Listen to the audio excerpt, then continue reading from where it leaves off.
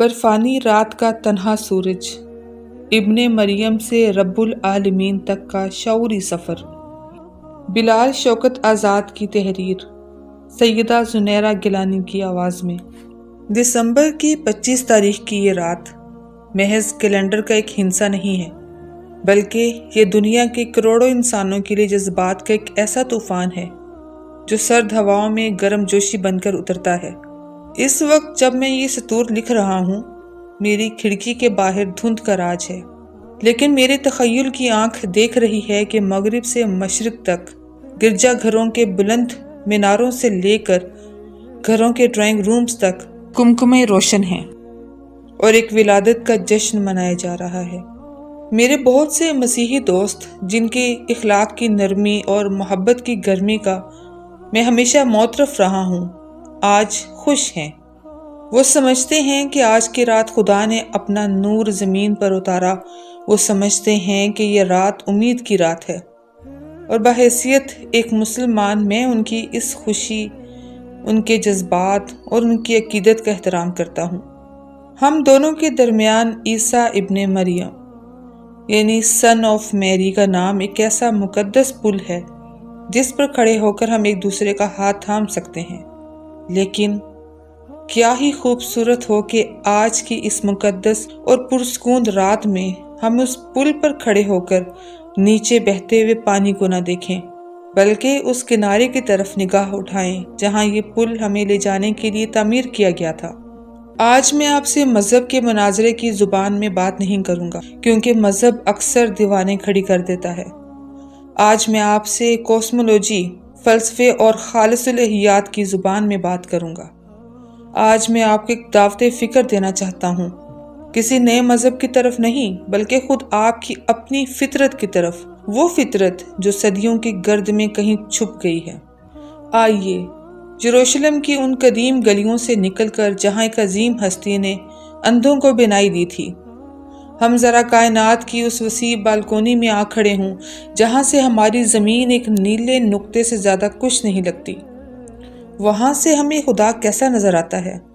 کیا وہ کسی ایک قوم کا باپ ہے، یا وہ اربوں کہکشاؤں کا تنہا مالک؟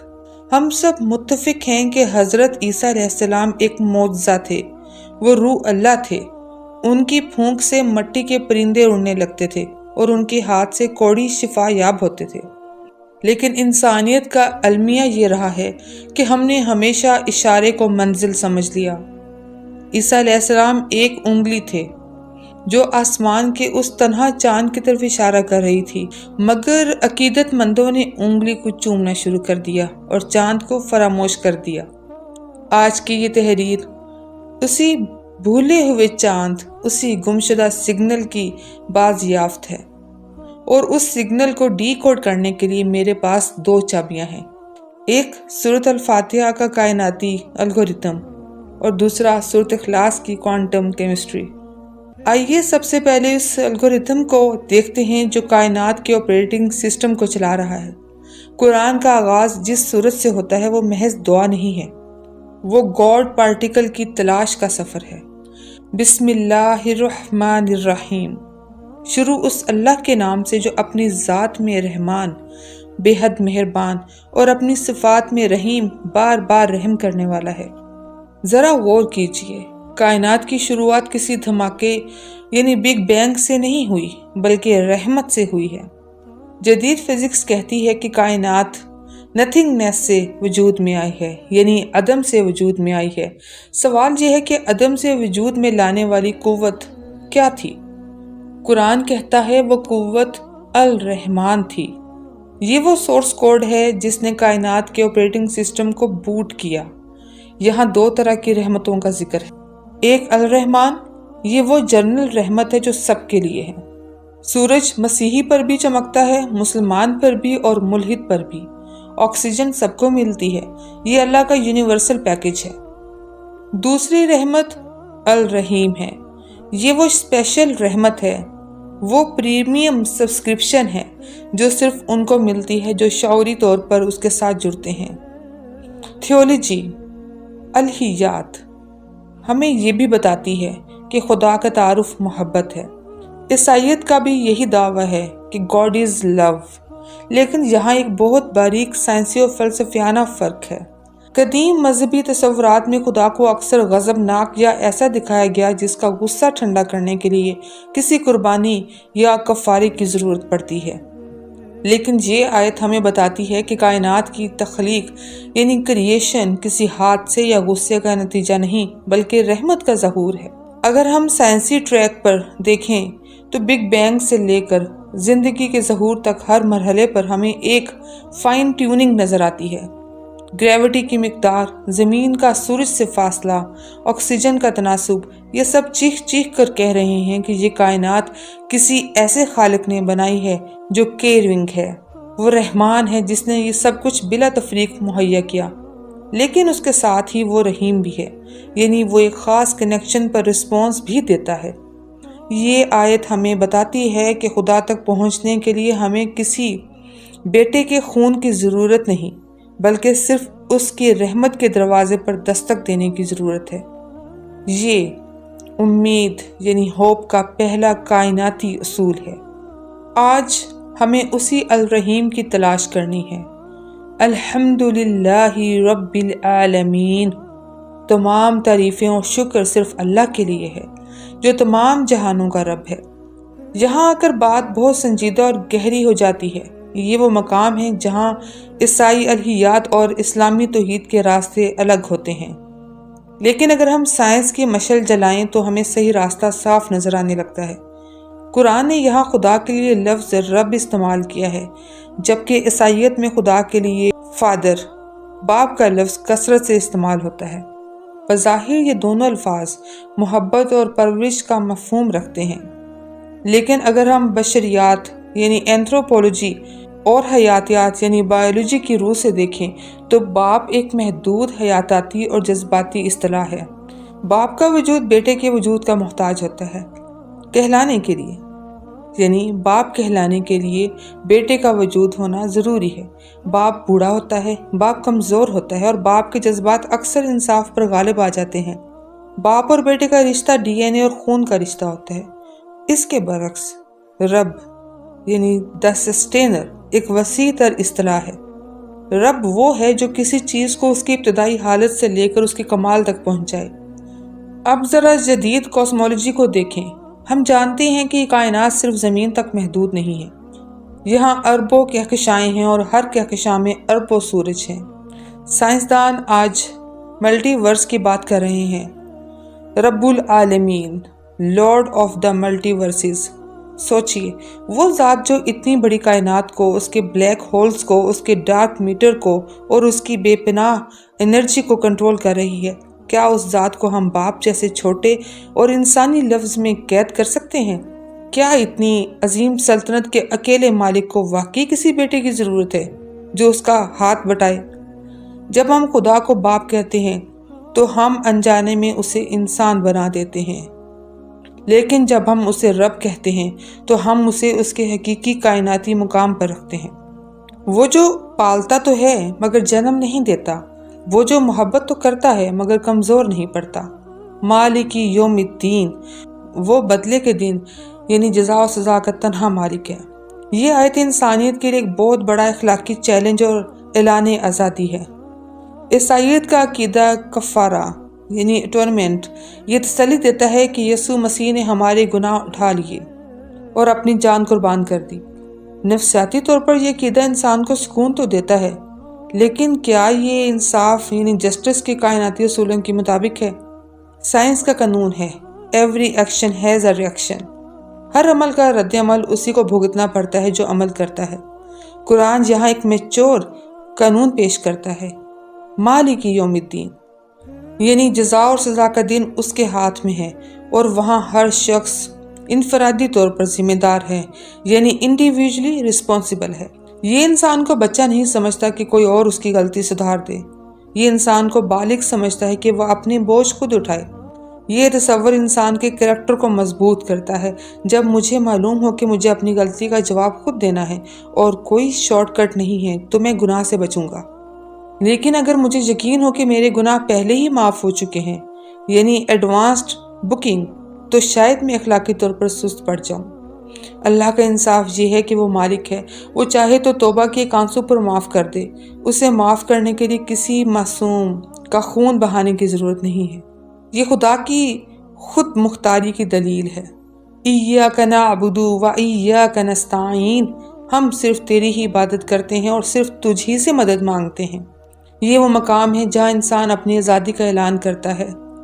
تاریخ گواہ ہے کہ انسان ہمیشہ انٹرمیڈیریز یعنی واسطوں کا غلام رہا ہے۔ کبھی اس نے پادریوں کے سامنے سر جھکایا، کبھی پیروں فقیروں کے آگے۔ وہ سمجھتا تھا کہ خدا بہت دور ہے، اس تک پہنچنے کے لیے کسی سیڑھی کی ضرورت ہے۔ عیسائیت نے عیسیٰ علیہ السلام کو وہ سیڑھی بلکہ وہ دروازہ بنا دیا اور کہا کہ باپ تک کوئی نہیں پہنچ سکتا مگر بیٹے کے ذریعے۔ لیکن ایاک نعبد نے اس پوری ہیرارکی کو توڑ دیا۔ اس نے کہا نہیں، کنیکشن ڈائریکٹ ہے۔ اے انسان، تو اتنا معتبر ہے، تیری روح اتنی قیمتی ہے کہ تجھے خدا سے بات کرنے کے لیے کسی جبرائیل، کسی عیسیٰ یا کسی ولی کی پرمیشن نہیں چاہیے۔ تو ڈائریکٹ اس سے مخاطب ہو سکتا ہے۔ میرے مسیحی دوستوں، ذرا سوچئے، حضرت عیسیٰ علیہ السلام خود کس کی عبادت کرتے تھے؟ بائبل گواہ ہے کہ وہ باغ زیتون میں پیشانی زمین پر رکھ کر سجدہ کرتے تھے۔ وہ صلیب پر بقول آپ کے کسے پکار رہے تھے؟ ایلی ایلی، اے میرے رب۔ اگر عیسیٰ خدا ہیں تو کیا خدا کی عبادت کر رہا تھا؟ یہ منطقی تضاد ہے۔ حقیقت یہ ہے کہ عیسیٰ علیہ السلام ہماری ہی طرح بلکہ ہم سے بہت بہتر انداز میں اسی ایک رب کے پجاری تھے۔ جب ہم کہتے ہیں ہم تیری ہی عبادت کرتے ہیں تو ہم دراصل عیسیٰ علیہ السلام کی سنت پر عمل کر رہے ہوتے ہیں۔ ہم اسی خدا کے آگے جھک رہے ہوتے ہیں جس کے آگے مسیح جھکتے تھے۔ اہدنا الصراط المستقیم، ہمیں سیدھے راستے کی ہدایت دے۔ جیومیٹری کا ایک بنیادی اصول ہے، دو پوائنٹس کے درمیان سیدھا راستہ اسٹریٹ لائن صرف ایک ہو سکتا ہے۔ تیرے راستے ہزار ہو سکتے ہیں مگر سیدھا راستہ ایک ہی ہوتا ہے۔ ہم خدا سے صحت یا دولت نہیں مانگ رہے ہوتے، ہم نیویگیشن مانگ رہے ہیں، کیونکہ اس کائنات کے گھنیرے جنگل میں بھٹک جانا بہت آسان ہے۔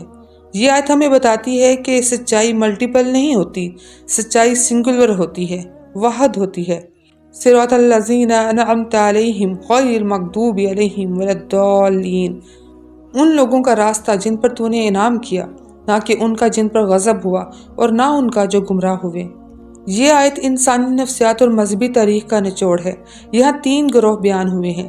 پہلا گروہ انعام یافتہ، یہ وہ انبیاء، صدیقین اور سچے پیروکار ہیں جنہوں نے توازن نہیں کھویا، جنہوں نے خالق کو خالق اور مخلوق کو مخلوق رکھا۔ دوسرا گروہ مغضوب، یہ وہ لوگ تھے جنہوں نے سچ کو پہچانا مگر تکبر میں آ کر اسے رد کر دیا، جیسے وہ علماء جنہوں نے عیسیٰ علیہ السلام کو پہچاننے کے باوجود ان کا انکار کیا۔ تیسرا گروہ الضالین یعنی گمراہ، اور یہاں ایک بہت لطیف اشارہ ہے۔ گمراہ وہ ہوتا ہے جو چلتا تو منزل کی طرف ہے مگر راستہ بھٹک جاتا ہے۔ یہ وہ لوگ ہیں جنہوں نے محبت میں غلو یعنی ایکسیس ان لو کیا۔ یہ اشارہ واضح طور پر ان لوگوں کی طرف ہے جنہوں نے عیسیٰ علیہ السلام سے اتنی شدید عقیدت کی کہ انہیں ان کے انسانی مقام سے اٹھا کر الوہیت یعنی ڈیوینٹی کے تخت پر بٹھا دیا۔ ان کی نیت شاید بری نہیں تھی مگر ان کا راستہ غلط تھا۔ قرآن یہاں نفرت نہیں سکھا رہا بلکہ کریکشن کر رہا ہے۔ وہ کہہ رہا ہے محبت کرو مگر حد میں رہ کر، انسان کو خدا مت بناؤ۔ یہاں تک تو بات تھی اس الگوریتم کی جو ہمارا خدا سے تعلق جوڑتا ہے۔ اب آئیے اس سنگولیرٹی کی طرف جو خدا کی ذات کی گہرائی بیان کرتی ہے۔ سورۃ اخلاص کی 4 مختصر آیات دراصل الہیات کی کوانٹم کیمسٹری ہیں۔ قل هو اللہ احد، کہہ دیجئے وہ اللہ ایک ہے، یکتا ہے، یونیک ہے۔ یہاں الہیاتی ٹریک اور سائنسی ٹریک بالکل متوازی چلتے ہیں۔ عربی میں واحد، ون کا مطلب ہے ایک جس کے بعد 2 آتا ہے، لیکن احد ایبسولوٹ ون وہ ہے جو ناقابل تقسیم یعنی انڈیویزیبل ہو۔ اگر ہم تثلیث یعنی ٹرینٹی کے عقیدے کو دیکھیں تو وہ کہتا ہے خدا ایک ہے مگر 3 اقانیم یعنی فادر، سن، ہولی اسپرٹ میں۔ ریاضیاتی طور پر یہ 3=1 ہے، یہ ایک کمپاؤنڈ وجود ہے، لیکن جدید فزکس ہمیں سنگولیرٹی کا تصور دیتی ہے۔ بگ بینگ سے پہلے کائنات ایک ایسے نقطے میں تھی جہاں سپیس اور ٹائم الگ نہیں تھے، جہاں کوئی تقسیم نہیں تھی۔ خدا احد ہے، وہ پیور ہے۔ اگر اس کے ٹکڑے ہو سکے معاذ اللہ، یا اس کا کوئی بیٹا اس سے الگ ہو سکے تو وہ خدا نہیں رہتا، وہ مادہ بن جاتا ہے، میٹر بن جاتا ہے، کیونکہ مادہ تقسیم ہوتا ہے، نور تقسیم نہیں ہوتا۔ توحید خالص یہ ہے کہ اس کی ذات میں کوئی ملاوٹ نہیں، کوئی پارٹیشن نہیں۔ اللہ الصمد، اللہ بے نیاز ہے، سب اس کے محتاج ہیں، وہ کسی کا محتاج نہیں۔ صمد اس ٹھوس چٹان کو کہتے ہیں جو اندر سے بھری ہو، کھوکھلی نہ ہو اور جسے کسی سہارے کی ضرورت نہ ہو۔ کائنات کی ہر چیز، ہر ذرہ، ہر جاندار ڈیپینڈنٹ ہے۔ انرجی کا قانون کہتا ہے کہ ہر سسٹم کو چلنے کے لیے باہر سے انرجی چاہیے۔ انسان کو خوراک چاہیے، زمین کو سورج چاہیے، یہاں تک کہ حضرت عیسیٰ علیہ السلام بھی جو بلا شبہ عظیم تھے، صمد نہیں تھے۔ انہیں ماں کے رحم کی ضرورت تھی، انہیں سانس لینے کے لیے ہوا کی ضرورت تھی، انہیں زندہ رہنے کے لیے روٹی کی ضرورت تھی، لیکن اللہ انڈیپینڈنٹ ہے۔ اس سے اپنی خدائی دکھانے کے لیے کسی بیٹے کی کمپنی نہیں چاہیے، اسے کائنات چلانے کے لیے کسی روح القدس کی مدد نہیں چاہیے۔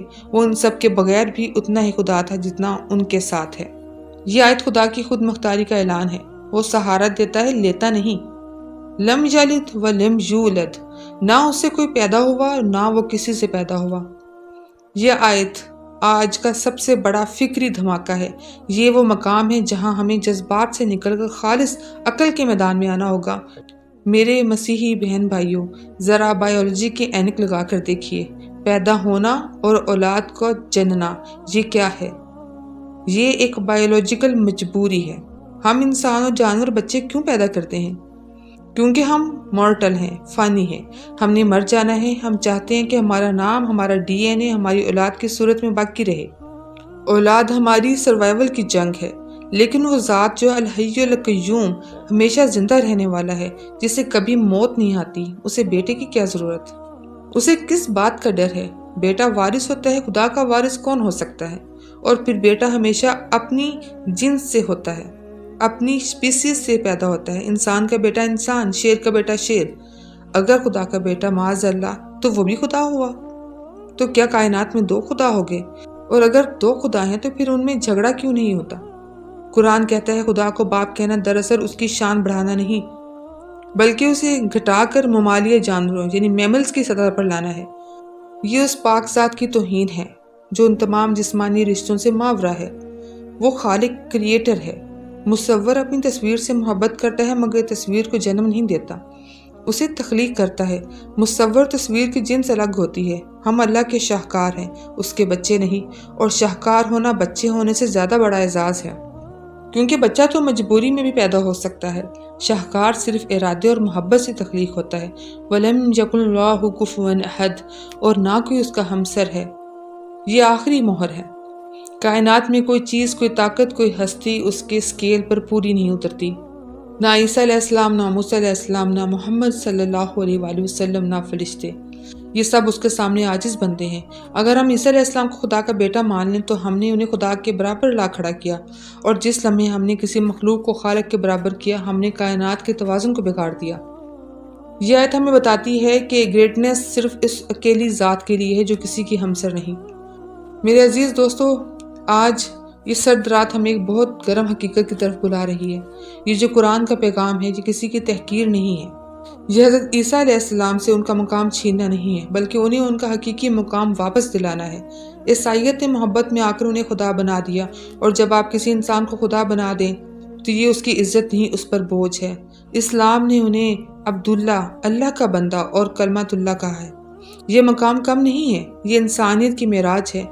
آج جب آپ کرسمس کی روشنیاں دیکھیں تو اپنے دل میں ایک دیا اس سچائی کا بھی جلائیں۔ سوچئے، کیا وہ خدا زیادہ عظیم نہیں جو اکیلا ہے، جو بے نیاز ہے، جو نہ کسی کا باپ ہے نہ بیٹا، اور جو پوری کائنات کو تنہا سنبھالے ہوئے ہے؟ میں آپ کو کسی اجنبی مذہب کی طرف نہیں بلا رہا، میں آپ کو عیسیٰ علیہ السلام کے اپنے مذہب کی طرف بلا رہا ہوں۔ وہ مذہب جو انہوں نے پہاڑی کے واز میں سکھایا تھا، وہ مذہب جس میں انہوں نے پیشانی زمین پر رکھ کر اس ایک خدا کو پکارا تھا۔ یہ دعوت ہے اپنی فطرت کی طرف لوٹ آنے کی، وہ فطرت جو جانتی ہے کہ اس کائنات کے جہاز کا کپتان صرف ایک ہے۔ لا الہ الا اللہ، نہیں ہے کوئی معبود، کوئی سہارا، کوئی امید سوائے اس ایک اللہ کے۔ اگر آج آپ کے دل میں اس ایک کی محبت جاگ اٹھے تو یقین جانیے آپ کی یہ رات اور آپ کی پوری ابدیت روشن ہو جائے گی۔ اللہ ہم سب کو اس صراط مستقیم پر چلنے کی توفیق دے جو ہمیں سیدھا اس کی بارگاہ میں لے جائے، آمین۔